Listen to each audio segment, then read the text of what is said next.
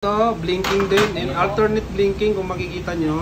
Ayan, model Epson L130.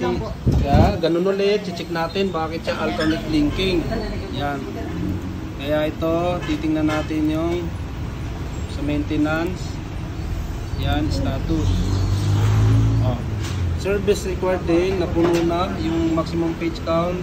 O kaya sa cleaning. Ayan. Kaya para mawala yung service required error, alternate blinking, kailangan nating i-reset. And re-reset natin.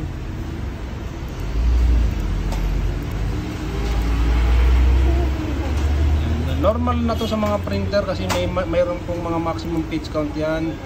Napupuno lalo na kung malakas kayo mag-cleaning. Kaya po nandito tayo, pwede kayo magpa-reset. Ayan, talagang 100% magpo-blinking na talaga yan. Ayan, para mawala yung 100%, check natin ito ulit. Tapos initialize.